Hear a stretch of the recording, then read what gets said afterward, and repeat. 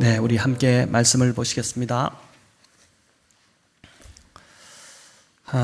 에베소서 5장 15절부터 21절까지 말씀입니다. 에베소서 5장 15절부터 21절까지 우리 함께 말씀 구절이 좀 짧아서 한 목소리로 같이 읽어 나가도록 하겠습니다. 그런즉 너희가 어떻게 행할지를 자세히 주의하여 지혜 없는 자같이 하지 말고 오직 지혜 있는 자같이 하여 세월을 아끼라. 때가 악하니라. 그러므로 어리석은 자가 되지 말고 오직 주의 뜻이 무엇인지 이해하라. 술 취하지 말라. 이는 방탕한 것이니 오직 성령으로 충만함을 받으라. 시와 찬송과 신령한 노래들로 서로 화답하며 너희의 마음으로 주께 노래하며 찬송하며 범사에 우리 주 예수 그리스도의 이름으로 항상 아버지 하나님께 감사하며 그리스도를 경외함으로 피차 복종하라. 아멘. 네, 오늘 제 대면 예배로 돌아서는데 지금 이거 방송이 나가고 있습니까? 핸드폰으로. 예, 감사합니다. 어쨌든 오늘 여러 가지 방송상에 어려움이 있었던 점 죄송하게 생각하고, 또 그러나 이제 가정에서도 이 방송으로 마지막까지 또 예배를 잘 드려주시기를 바랍니다. 우리가 다음 주가 되면은 이제 어린이들까지, 원래 이번 주부터도 가능했지만 한 주간 또 주일학교 준비가 필요하기 때문에 또 기도 더 하고 다음 주부터 우리가 주일학교 예배를 온전히 좀 열도록 하겠습니다. 그동안 한 9개월 되는 시간인 것 같습니다. 너무 많이 애쓰셨고 힘드셨을 텐데 또 하나님께서 은혜를 주셔서 이 시간이 조금 계속 지속되기를 바라는 마음입니다. 오늘은 이제 에베소서 이 본문을 가지고 세월을 아끼라라는 제목으로 함께 말씀을 나누려고 합니다. 지난주 우리가 이제 빛의 자녀들이 이제 어떤 자들인지를 살펴보았습니다. 사랑 가운데 행하는 자, 또 그 입에 늘 감사의 말이 넘치는 자, 그리고 빛의 열매를 맺는 자들이 빛의 자녀들이었다는 것을 말씀드렸죠. 그리고 빛의 열매는 이제 착함과 의로움과 진실함에 있다. 우리가 이런 열매를 꾸준히 계속해서 맺어가는 성도와 교회가 되어야 됨을 말씀드렸습니다.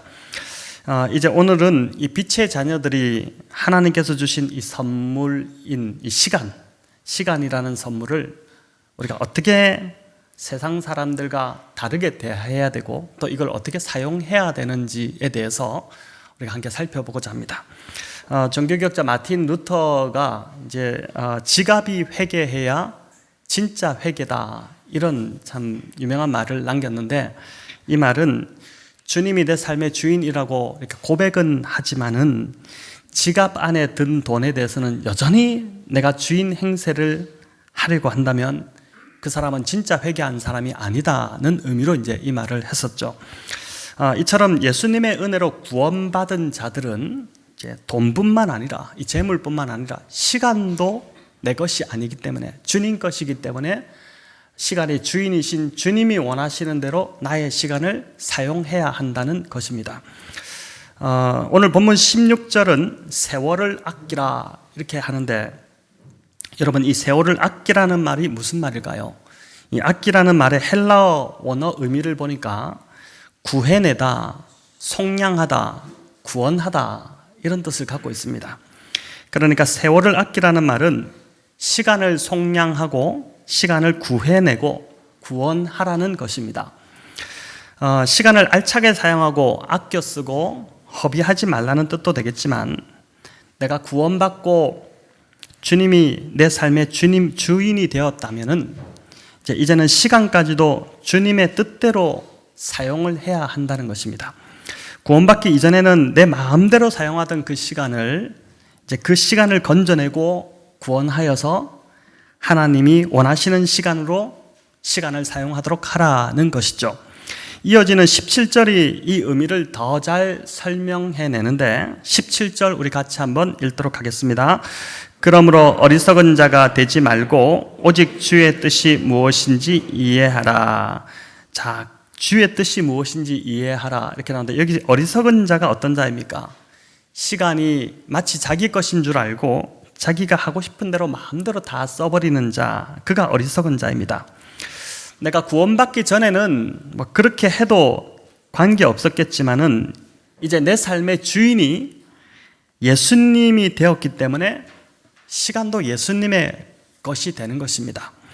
15절을 보면 너희가 어떻게 행할지 자세히 주의하여 지혜 없는 자 같이 하지 말고 지혜 있는 자 같이 하라 이렇게 하는데, 여기 지혜 없는 자가 곧 어리석은 자입니다.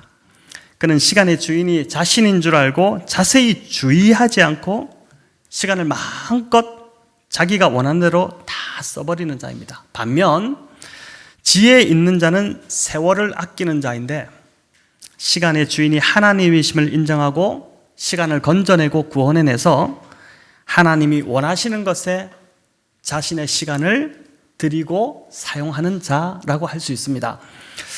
이쯤 되면 이제 어떤 분들은 굉장히 좀 답답해지실 것 같습니다. 아니, 예수 믿고 나니까 돈도 내 것이 아니라고 함부로 못 쓴다고 하고, 또 시간도 내 것이 아니라고 하니까 이거 이래가지고 내가 예수 믿겠나, 이런 생각이 드시지 않습니까? 그런데 우리가 알 것은 오늘이라는 이 시간이 하나님이 주신 시간이라는 것입니다. 만약 우리의 생명의 주인이신 하나님께서 오늘 우리의 생명을 만약에 거두어 가신다면은 우리의 시간은 여기서 끝이 납니다.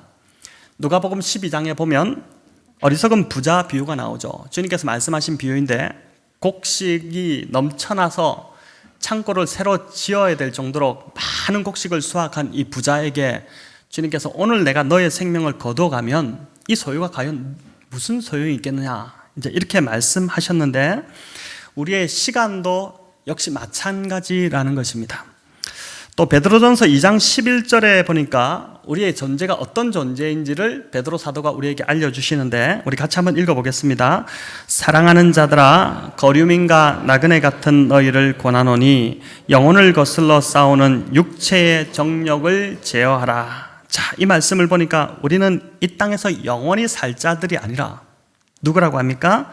돌아갈 본향이 있는 나그네들, 거류민들에 불과하다는 것입니다. 그리고 그 나그네 길에서도 여기 보니까 영혼을 거스르는 육체의 정욕과 늘 싸우느라 고단한 시간을 보내고 있을 뿐이다는 것입니다. 그렇기 때문에 우리가 주의 뜻을 이해하는 지혜로운 자가 되지 못한다면은 우리의 시간은 헛되게 허비되는 시간밖에 되지 않을 것입니다. 영혼을 거스르는 육체의 정욕과 욕심만 막 채우다가 끝이 나는 의미 없는 인생이 되는 것입니다. 16절 하반절은 때가 악하다 이렇게 하죠. 세월을 아끼라, 때가 악하니라 이렇게 하는데, 때가 악하다고 합니다. 이 때가 악하다는 말은 지금은 우리가 살고 있는 이 시대는 불순종의 아들들 가운데 역사하는, 우리가 에베소서 2장에서도 보았지만은 악한 영이 이 시대를 지배하고 있는 그 시기를 우리가 살고 있기 때문에, 그렇기 때문에 우리가 더욱 시간을 허비하지 말고 시간을 건져내어야 한다는 것입니다. 자, 그럼 주의 뜻을 이해하는 자들은 어떻게 시간을 사용해야 할까요? 우리가 예수님의 모범에서 우리의 언제나 모델이 되시는 우리 주님에게서 시간을 건져내고 구원해내는 그 답을 우리가 찾아보고자 합니다. 이번 주 우리가 마가복음을 읽고 있지만 복음서를 보면 예수님만큼 참 바쁘신 분도 없었습니다. 예수님은 오늘 우리와 비하면 너무 짧은 33년간의 인생을 사셨습니다.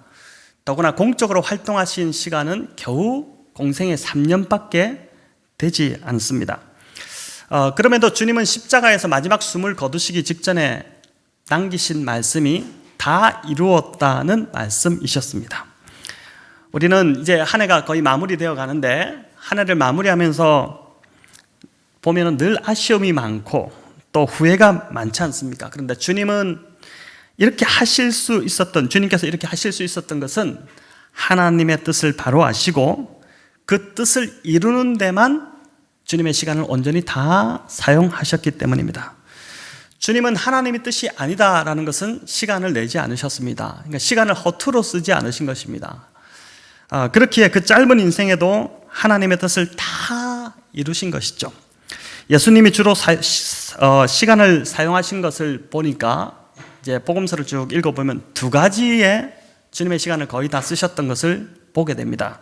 하나는 사람들을 위하여 쓰셨고, 또 하나는 하나님과 만나는 그 시간을 위해서, 하나님과 함께 있기 위해서 주님이 자신의 시간을 쓰셨습니다. 이 두 가지는, 주님이 사용하신 시간의 이 두 가지는 오늘 우리에게도 그대로 적용되는 원리라고 할 수 있습니다. 사람을 위해 내어주는 시간, 그리고 또 하나는 하나님과 함께 하기 위한 시간입니다. 첫 번째, 사람을 위해 내어주는 시간에 대해서 이제 먼저 살펴보고자 합니다. 예수님이 집중하신 사람들은 먼저 제자들이었고, 그리고 예수님을 찾아왔던 많은 군중들이었습니다.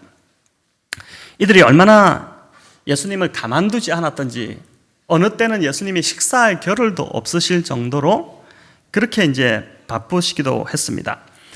하지만 주님은 우리가 복음서에서도 볼 수 있지만 한 사람 한 사람을 다 돌아보시고 고치시고 위로해 주셨습니다. 심지어 당시에 아주 이제 취급하지도 않았던 어린아이들이 주님 앞에 오는 것들도 막지 말라고 하시고, 그 아이들 한 명 한 명도 맞아주시고 반겨주시고 머리를 쓰다듬어 주시고 그렇게 하셨습니다. 또 주님은 하나님 나라 복음을 가르치시고 전파하시는데 참 많은 시간을 할애하셨던 것을 보게 됩니다.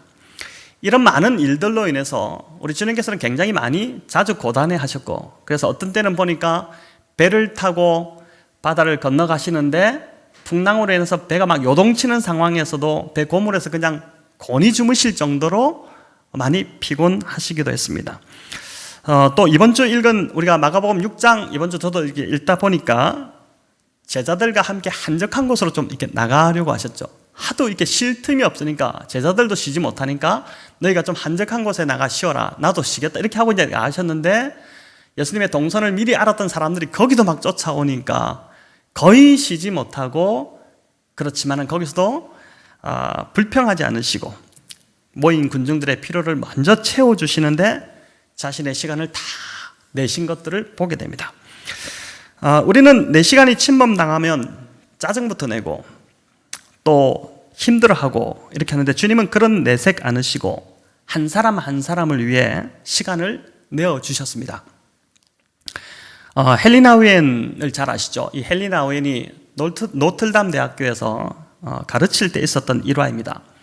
일전에 제가 한 목회자 세미나에 참석했다가 이 이야기를 듣고 저도 참 많은 도전을 받았습니다. 헬리나 우엔이 이제 대학에서 가르치는 교수다 보니까 아침마다 이제 그날 해야 할 일의 목록과 또 하고 싶은 일의 목록을 이렇게 적어서, 이 사람이 아주 꼼꼼한 사람이었던 것 같습니다. 학교로 이렇게 가져갔는데, 학교 가면은 찾아오는 학생과 교수들로 인해서 그날 하기로 계획했던 일들을 다 마치지 못할 때가 많았습니다. 그날도 계속해서 방문하는 이 사람들 때문에 계획한 일의 반도 못한 채 일과를 마치고 쭉 어깨가 처진 상태로 집으로 가고 있는데, 동료 교수 한 분이 툭 치면서 헨리 왜 그렇게 시무룩해져 있어? 이렇게 이제 묻더랍니다. 그래서 이제 헬리나 우엔이 이렇게 대답했죠. 오늘 내가 계획이 있었는데 찾아오는 사람들 때문에 절반도 지금 하지 못했어. 그렇게 대답하자 그 교수가 참 유명한 말을 남겼는데, 이게 참 헬리나 우엔에게 아주 참 자기 인생을 돌아보게 하는 한마디였다고 합니다. 이런 말이었습니다. 헨리, 우리가 하는 일의 핵심은 방해받는 거야. 우리가 하는 일의 핵심은 방해받는 거야. 나 자신을 열어놓고 내가 필요한 사람들, 나를 필요로 하는 사람들에게 내 시간을 나누어 주는 것이지. 그러니 방해받았다고 생각하지 말고 오늘도 이만큼 일했다고 생각하면 되지 않을까. 이 말이 참 신선하게 자신의 삶을 이렇게 치는 말씀이었습니다. 이 예화를 들려주시면서 그 세미나를 인도하셨던 분이 한 영어 표현을 말씀하셨는데 자막을 한번 보여주시기 바랍니다. 이 말이 참 좋은 말인 것 같습니다. 이게 availability is more important than ability 이렇게 돼 있죠. 그러니까 availability라는 말이 유용성입니다. 그러니까 능력이 뛰어난 것보다 자신을 열고 사람들이 자신을 사용할 수 있도록 자신을 내어주는 것, 이게 인생에서 더 중요한 것이라는 겁니다. 우리는 자신을 위해서는 시간을 내기를 아까워하지 않는데 다른 사람을 위해서는 시간에 많이 인색합니다. 제가 이 설교를 어제 준비하다가 제가 일전에 한번 설교했던 시글락의 다윗 이야기가 생각이 났습니다. 이런 이야기죠. 이스라엘과 이 블레셋과의 이 큰 전쟁을 앞두고, 이게 사무엘상 29장 30장에 나오는 이야기인데, 다윗이 참 딜레마에 빠지게 됩니다. 블레셋의 왕 아기스를 도와서 전쟁에 참여하자니 지금 동족 이스라엘을 치게 생겼고, 또 돕지 않자니, 아기스 왕을 도와서 전쟁에 참여하지 않자고 하니 어떻습니까? 지금 아기스를 속여서 이스라엘 땅에 지금 블레셋 땅에 들어와서 그가 오랫동안 아기스의 도움을 받았으며 살았는데, 내가 전쟁에서 빠지겠습니다, 이 말을 하는 순간 네가 역시 너는 이스라엘 편이구나, 이렇게 이제 취급을 받게 되고, 거짓이, 자기가 여태까지 했던 것이 거짓으로 드러나게 되니 지금 진퇴양난의 상황에 빠진 것입니다. 참 이런 상황에서 하나님의 은혜가 다윗에게 임하게 되는데, 아기스 왕의 참모들이, 블레셋 왕 아기스 왕의 참모들이 아기스 왕에게 뭐라고 이야기하냐면은, 무엇을 믿고 다윗을 지금 내보냅니까? 무엇을 믿고 다윗을 우리와 함께 가게 하십니까? 만약에 다윗이 지금 이스라엘 사람인데, 그가 이스라엘의 왕이 될 사람인데 우리를 뒤에서 치기라도 한다면은 우리는 전멸됩니다. 왕이시여 다윗을 뺏어서. 이렇게 해서 다윗이 겨우 위기를 모면하고 그가 살던 시글락으로 돌아오게 됩니다. 그 거주하는 이제 성이었죠. 근데 그 거주하는 성으로 돌아오는데 보니까 성에서 연기가 모락모락 피어오르는데 보니까 성이 지금 점령당했다는, 성이 약탈당했다는 것이 보여진 것입니다. 다윗이 없는 틈을 노려서, 그 용사들이 없는 틈을 노려서 지금 아말렉이 이 성을 치고 약탈해 간 것입니다. 성은 불탔고 돌아와 보니까 모든 물건들을 다 약탈해 가고 심지어 아내들과 자녀들까지 다 사로잡아서 가버렸습니다. 그러니 지금 이 상황에서 이 하이에나 같은 도적대 이 아말렉을 쫓아가야 되는데 지체할 시간이 없는 것이죠. 지체했다가는 이들은 반드시 노예 상인들에게 자신의 가족들을 다 팔아넘길 상황이었으니 이걸 이제 붙잡아야 되지 않습니까? 시간이 없는 상황에서 부솔 시냇가를 넘어서 다윗이 광야로 막 추격해 들어가는데, 다윗의 부하들도 벌써 먼 거리를 걸어왔기 때문에 다 지쳐서 나고되기 시작하고 다윗을 향한 원망이 막 커져가는 그 시점이었습니다.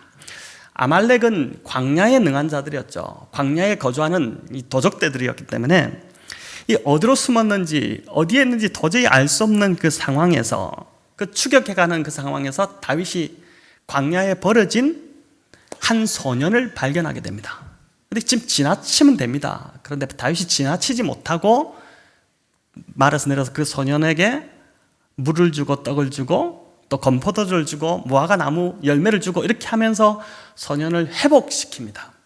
회복시켜서 사연을 들어보니까 3일 전에 병이 들어서 아말렉의 그 주인, 그 아말렉 무리와 함께 있었던 종이었는데 아말렉의 주인으로부터 지금 버림받은 이집트 소년이었던 것이죠. 그가 은혜를 입으니까 어떻게 됩니까? 아말렉이 지금 어디 있는지 그 은신처를 알려주게 되고, 결국은 이 일로 인해서 다윗이 아말렉을 침공하고 거기에서 모든 약탈당했던 것들을 다시 되찾아오는, 가족도 되찾아오는 그 참 일을 겪게 됩니다. 여러분, 제가 이 본문을 서울 영동교회 이제 행정목사로 한참 바쁘던 어느 날 이 본문을 묵상을 했습니다. 근데 그날 하나님께서 저에게 이 본문으로 저를 참 굉장히 좀 책망을 하셨습니다. 이런 음성이 들린 것이죠. 뭐 때문에 그렇게 바쁘냐?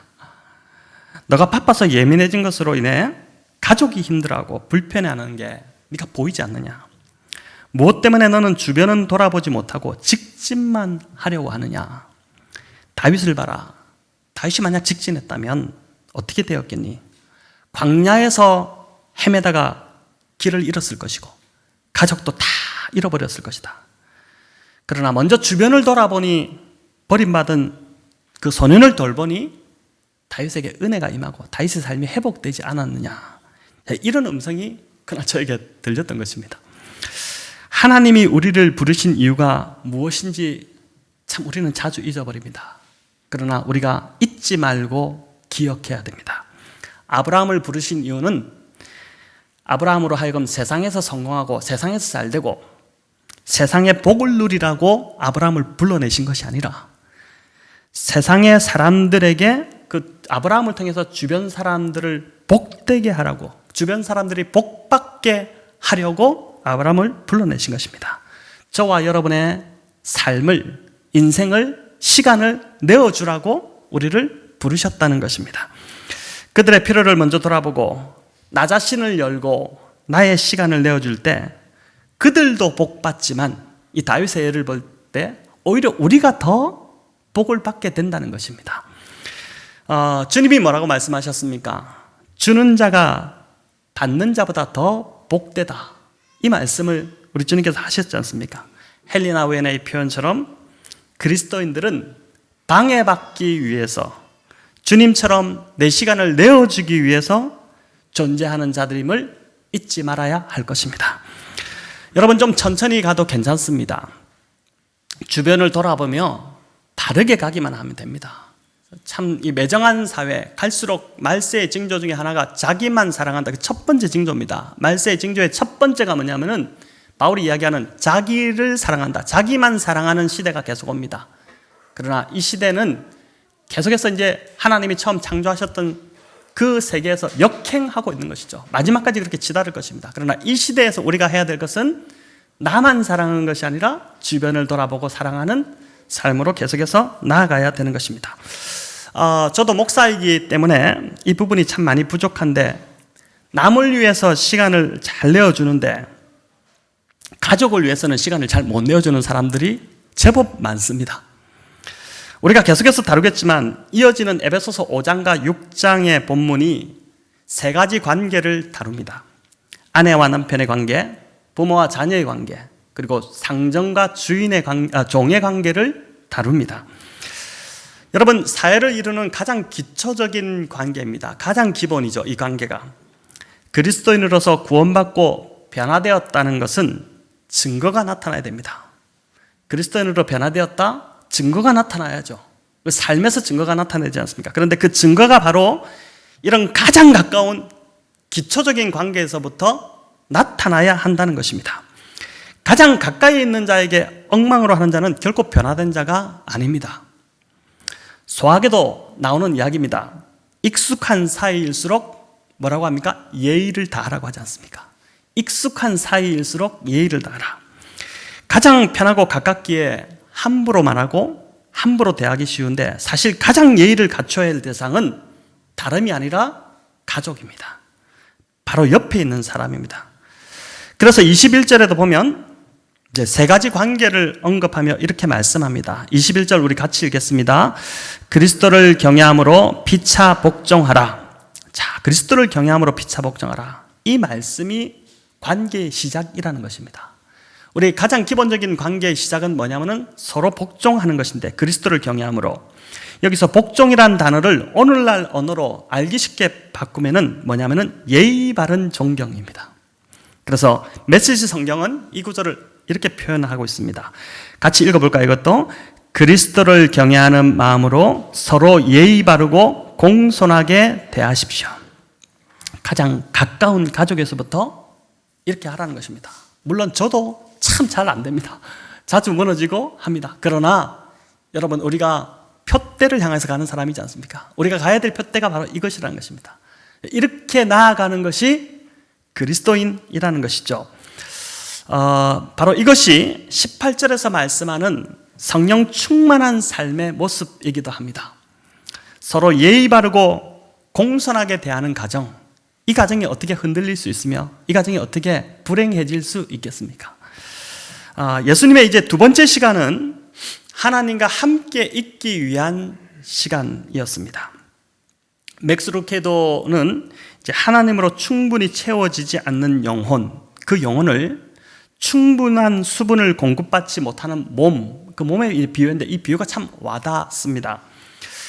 사막에서 사람이 물을 제대로 마시지 못하면 이제 나타나는 증상이 생각이 흐려지고, 그리고 피부가 마르기 시작하고 장기의 주요 기능들이 작동을 잘 하지 못한다고 합니다. 그런데 이와 똑같은 현상이 하나님과의 시간을 충분히 갖지 못한 자들에게서 나타난다는 것입니다. 감정이 메마르고 예민해지기 시작합니다. 분노와 짜증이 늘어나고 두려움과 염려가 점점 더 커져갑니다. 매일 일에 쫓겨 살아가느라 하나님으로 채워지지 않은 사람에게 이제 이런 일이 일어난다는 것입니다. 내가 요즘 짜증이 많이 늘고 있다. 또 신경이 예민해지고 있다. 내 입에서 점점 더 불평과 또는 근심과 염려의 말이 많아진다. 이러면은 하나님으로부터 내가 지금 체험이 필요하다는 신호입니다. 사막에서 물을 공급받아야 살 수 있듯이 하나님으로부터 지금 내가 체험이 필요하다는 신호인 것입니다. 그래서 루터는 보니까 그 바쁜 종교개혁에 그 기치를 올리고 또 그 종교개혁을 이뤄가는 그 과정에서도 뭐라고 얘기했냐면은 나는 바쁘기 때문에 더 기도합니다. 이런 고백을 했습니다. 이 원리를 알았던 사람인 것이죠. 유대인들은 우리가 안식일을 지킨 것이 아니라 안식일이 우리를 지켜주었다. 이렇게 고백을 했었죠. 수천 년간 이들이 이스라엘 땅에서 쫓겨나서 유리방황하는 삶을 살았지만 그 인고의 시간을 그들이 지날 수 있었던 힘이 바로 안식일 준수였다는 것입니다. 하나님 앞에 나와 예배드리고 하나님 말씀을 듣고 기도하는 것, 그것이 결국 그들이 하나님으로부터 채워지는 시간이었고 그 하나님으로부터 채워졌기 때문에 그 시간이 있었기 때문에 그 고통의 시간을 그들이 견뎌낼 수 있었다는 고백이 바로 안식일을 우리가 지킨 것이 아니라 안식일이 우리를 지켜줬다는 그 고백 속에 담겨있는 의미라고 할 수 있습니다. 여러분, 이제 현장 예배가 비교적 자유로워졌습니다. 참 감사한 일이죠. 제가 이 소식을 듣고 너무나도 어제 참 감사를 드렸습니다. 주일 예배가 저와 여러분에게 하나님으로 흠뻑 채워지는 복된 시간이 되시기를 축원합니다. 또 새벽 기도회와 여러분 금요 기도회를 사모하시면 좋겠습니다. 신앙을 하기 전에 저는 3년 정도 직장 생활을 했었는데 그때 금요 기도회가 전 참 좋았습니다. 그 향수가 지금도 참 있습니다. 금요 기도회 자리에 가서 앉기만 해도 마치 어머니의 품에 이렇게 안기는 것 같은 그런 평안함이 있었습니다. 그래서 제가 직장을 다니면서도 저도 참 바쁜 직장 생활을 했는데 직장을 다니면서도 이 금요 기도회만큼은 빠지지 않으려고 무척 애를 썼던 기억이 있습니다. 자리에 앉아서 기도회 자리에 앉아서 하나님의 이름을 부르기만 해도 참 좋았습니다. 아버지라고 부르면 하나님이 내 삶을 책임져 주시겠구나 하는 안도감이 오면서 눈물이 이게 자주 흐르고는 했었습니다. 한 주간 직장 생활을 하면서 얼마나 좋지 않은 많은 감정들이 우리 안에 쌓입니까? 그런데 저의 경험으로 볼 때 그 금요기도에 가서 기도만 하면 하나님이 그 쌓였던 감정들을 다 씻어주시는 것들을 경험했습니다. 나를 힘들게 했던 사람들, 그 참 싫은 마음, 이런 감정들이 있지 않습니까? 근데 그게 기도할 때 녹아내리고 그리고 마음이 풀리는 것들을 경험했습니다. 여러분, 적어도 일주일에 한 번은 아버지라고 부르짖는 시간이 필요하지 않겠습니까? 어디서 여러분 그렇게 큰 소리로 부르짖겠습니까? 길거리 가다가 아버지라면은 그 미친 사람 취급받지 않겠습니까? 보니까 이렇게 큰 소리로 부르짖는 게 정신 건강에도 참 좋다고 합니다. 좋대요. 이게 좋다고 합니다. 여러분 쌓아두지 말고 엉뚱하게 막 욕으로 큰 소리 지르지 말고 여기 나와서 아버지 이렇게 부르짖으면 이게 이제 풀려지는 것입니다. 아마 집에서도 잘 하시는 분들도 계시겠지만은 본당에 나와 함께 부르짖으면 참 마음이 뜨거워집니다. 진짜 뜨거워집니다. 기도하면 뜨거워지기 마련입니다. 그리고 하나님 함께 하심에 대한 확신이 여러분 오기 시작합니다. 지난 금요일 밤에도 이제 찬양할 때 성도님들이 박수를 막 치시는데 제가 이 앞에 앉아 있다가 뒤에서 박수 치는 소리가 점점 커지는데 무슨 군대 훈련소와 있는 줄 알았습니다. 굉장히 박수를 크게 치시는데 저는 그게 참 좋았습니다. 오히려 참 그만큼 간절하시구나 이런 생각이 들었습니다. 여러분 기도의 자리로 초대합니다. 금요기도에 사람들 많이 나오게 하기 위한 것이 절대 아닙니다. 안 나오셔도 됩니다. 그것이 목적이 아니라 우리가 하나님으로 채워져야지 우리가 살 수 있기 때문에 여러분 그 너무 좋은 자리지 않습니까? 시간을 조정하셔서 우선순위를 들이셔서 여러분 기도의 자리로 나오시기를 바랍니다. 오셔서 함께 부르짖으면 참 좋겠습니다. 여러분 주님도 이렇게 부르짖으며 기도하셨습니다. 히브리서 5장 7절 우리 같이 한번 읽어볼까요? 그는 육체에 계실 때에 자기를 죽음에서 능히 구원하실 이에게 심한 통곡과 눈물로 간구와 소원을 올렸고 그의 경건하심으로 말미암아 들으심을 얻었느니라. 자, 여기도 보니까 주님이 심한 통곡과 눈물로 부르짖었다. 우리의 기도가 여러분 이렇게 부르짖을 때 응답될 것을 믿습니다. 염려가 떠나가고 걱정이 떠나가고 우리 안에 알 수 없는 하늘로부터 임하는 평강이 임하게 될 줄을 믿으시기를 바랍니다. 하나님으로 채우는 또 하나의 시간은 묵상과 성경 읽기라고 할 수 있습니다. 여러분 히브리어로 묵상을 한다, 이 말씀을 묵상한다는 이 동사가 어떤 뜻을 갖고 있냐면요, 참 재밌는 뜻을 갖고 있습니다. 묵상이라는 히브리어 단어의 뜻은 짐승의 울부짖음이라는 의미입니다. 참 여러분 재밌지 않습니까? 새롭죠? 묵상이 짐승의 울부짖음. 자, 왜 이럴까? 제가 좀 곰곰이 생각해 보니까 짐승이 왜 울부짖을까요? 배가 고파서 울부짖는 것이고 또 더 강한 짐승에게 공격받아서 두려움에 울부짖는 것입니다. 묵상이 마치 이와 같다는 것입니다.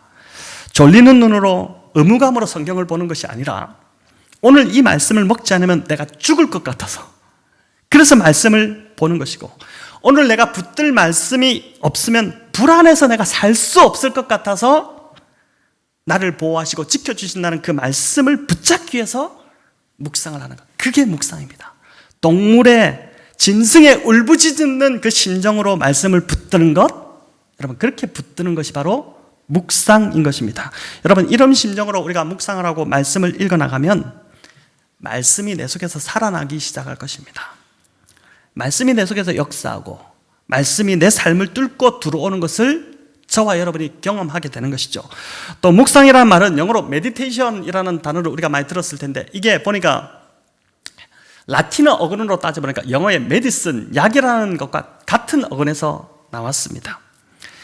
약을 먹고 바름으로 내 아픈 상처가 회복되듯이 말씀을 묵상하면 똑같이 내 안의 상처가 이렇게 치유된다는 것입니다. 말씀이 육신이 되어 오신 예수님, 그분이 곧 상처 입은 치유자이시지 않습니까? 그렇기 때문에 말씀을 묵상하는 그 자리에서 예수님과 보내는 그 시간을 통해서 내 영혼이 치유되고 회복이 일어나게 되는 것입니다. 여러분 이런데 우리가 이 말씀 묵상을 놓칠 이유가 없는 것이죠. 에베소서 5장 18절 오늘 본문은 이러한 상태를 갖다가 뭐라고 표현하는 성령 충만이라고 표현했습니다. 당연한 소리죠. 성령께서 진리의 영이고 말씀의 영이시기 때문에 우리가 말씀으로 충만하면은 당연히 성령으로 충만할 수밖에 없는 것입니다. 이렇게 기도와 말씀을 통해서 하나님으로 채워지게 되면 19절에 이게 뭐라고 합니까? 우리 같이 읽어볼까요? 시와 찬송과 신령한 노래들로 서로 화답하며 너희의 마음으로 주께 노래하며 찬송하며 또 20절에 범사의 우리 주 예수 그리스도의 이름으로 항상 아버지 하나님께 감사하며. 자, 우리가 이렇게 성령 충만하게 되면은 불평, 불만, 염려, 근심의 소리가 나오는 것이 아니라 한숨이 나오는 것이 아니라 여기 나오는 대로 찬송이 흘러나오고 감사가 흘러나오고 신령한 노래들이 흘러나오는 이런 일들이 일어나게 된다는 것입니다. 여러분 이 모든 것들이 성령 충만의 결과들이죠. 성령 충만의 열매는 우리가 크게 이제 두 가지로 내적인 열매와 외적인 열매로 나눌 수 있다고 하죠. 여러분 내적인 열매는 우리가 잘 아는 갈라디아서 5장에 나오는 성령의 9가지 열매들입니다. 사랑이 많아지죠. 성령이 충만한 사람들은 사랑이 많아집니다. 그리고 기뻐하는 자가 되고 오래 참을 수 있는 자가 되고 이전에는 툭하면 막 욱욱 하던 사람이 오래 이렇게 참게 되기 시작하고 착하고 충성되고 온유하고 절제하는 자가 되기 시작합니다. 이전에는 욕구를 이기지 못해서 꼭 사야만 되는데 그걸 사지 않아도 되는 자, 저질러야만 되는데 저지르지 않아도 되는 자가 이제 되는 것이죠. 그리고 성령의 외적 열매는 여러분 전도의 열매입니다. 사도행전 1장 8절에 보면 이렇게 말씀하죠. 우리 같이 읽어보겠습니다. 오직 성령이 너희에게 임하시면 너희가 권능을 받고 예루살렘과 온 유대와 사마리아와 땅끝까지 이르러 나의 증인이 되리라. 자, 성령을 받으면 증인이 되지 않을 수가 없는 것입니다. 가만히 있을 수가 없습니다. 복음을 전하고 싶어집니다. 이렇게 되는 것이죠. 성령 충만한가 아닌가, 그것은 열매를 보면 압니다. 그 사람의 열매를 보면 압니다. 예수님 닮은 내적인 성품이 계속해서 맺혀가고 있는지, 또 예수님 전하고 싶은 그 열정이 계속 사라지지 않고 가득해지고 있는지, 이것이 이제 성령 충만의 증거인 것입니다. 여러분, 오늘 시간에 대해서 이야기를 나누었습니다. 빛의 자녀들은 시간을 건져내고 구원해내는 자들입니다. 예수님은 두 가지 시간에 집중하셨습니다. 사람들에게 자신의 시간을 내어주셨고, 그래서 그들을 살리고 회복시키셨습니다. 또 하나님과 함께하는 시간에 온전히 시간을 내심으로 예수님 자신이 하나님으로 인해 채워주셨습니다. 여러분, 이 시간이 있었기 때문에 주님께서 그 힘든 3년의 공생의 3년을 감당하셨다고 믿습니다. 성도 여러분, 삶에는 쉼표가 반드시 있어야 합니다. 직진만 한다고 능사가 아닙니다. 제가 경험해 보니까 그렇습니다. 주변을 돌아볼 때, 이제 우리가 주변을 돌아보고 갈 때 더 우리가 좀 바르게 갈 수 있습니다. 좀 천천히 가더라도 바르게 갈 수 있는 것이죠. 하나님과의 시간을 가지는 것이 결코 허비하는 시간이 아님을 기억하시길 바랍니다. 오히려 이 시간이 우리를 회복시키고 인생을 더 잘 달려가게 만듭니다. 인생을 더 준비하게 만들고 복되게 만드는 것입니다. 여러분, 시간을 건져내고 구원해내므로 세월을 아끼는 복된 성도님들 다 되시기를 우리 주님의 이름으로 축원합니다.